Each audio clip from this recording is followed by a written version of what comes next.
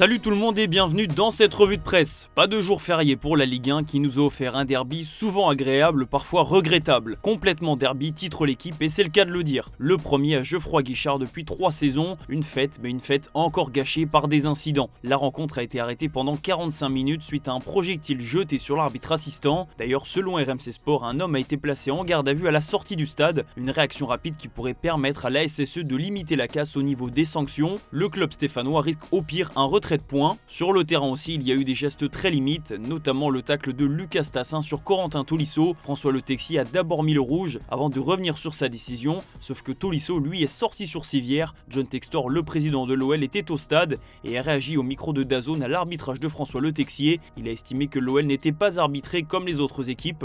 D'ailleurs, l'arbitre de la rencontre s'est excusé auprès du président lyonnais après le match. Il a reconnu son erreur. Pour Tolisso, un premier verdict est tombé. Le milieu lyonnais souffrirait d'une entorse du genou. Plus de peur que de mal, mais un gros coup dur pour la fin de saison de l'OL. Parlons terrain maintenant. Le Progrès veut profiter du spectacle qu'on a eu sur la pelouse et notamment du show offensif de Lucas Tassin qui a crucifié l'OL. L'attaquant belge a inscrit un doublé. Le Diablotin rouge, comme le surnomme l'équipe, a confirmé sa montée en puissance ces dernières semaines en montrant toute sa palette. Pour l'OL, c'est une semaine en enfer. 3 jours après la défaite qui a fait beaucoup de mal à Manchester United, Lyon a perdu 3 points très importants dans la course à la Ligue des Champions, qui plus est contre son rival historique. Jonathan David et Lille de leur côté enchaînent. Le LOSC a battu Auxerre et repasse à la 4e marche du championnat. Succès aussi pour l'OGC Nice qui a fait tomber Angers. Les Aiglons sont revenus à hauteur de l'OL qui a donc perdu très gros ce week-end. Pour l'OM en revanche, ça a été beaucoup plus prolifique et la fin de saison le sera peut-être aussi. Pour optimiser la cohésion de groupe, Roberto De Zerbi et la direction ont programmé une escapade dans la région de Rome à la manière d'un stage commando où l'OM va donc préparer son sprint final.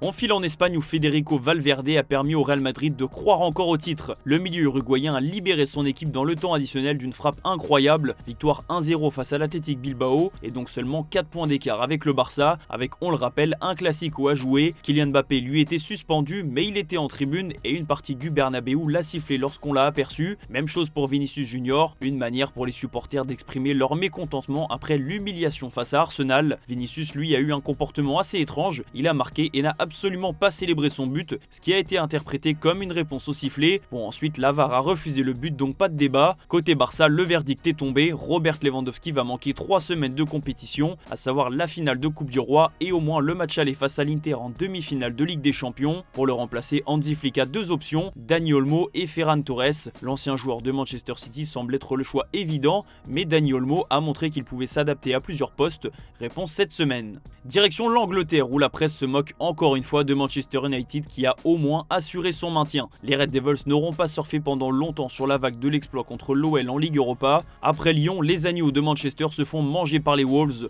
à savoir les loups de Wolverhampton. Un coup franc somptueux de Pablo Sarabia a suffi pour faire tomber Manchester United qui de sa pénible 14e place est officiellement maintenu en Première Ligue. Arsenal de son côté va beaucoup mieux et a écrasé Ipswich grâce à un très bon Bukayo Saka, mais l'ailier anglais a surtout subi un très gros coup qui a provoqué un rouge. Mikel Arteta l'a sorti avant l'heure de jeu mais il a rassuré tout le monde en conférence de presse. Saka va bien et sera disponible contre le PSG, c'était plus de la prévention qu'autre chose. Le numéro 7 des Gunners est en forme comme le titre l'équipe, ce qui annonce un beau duel face à Nuno Mendes.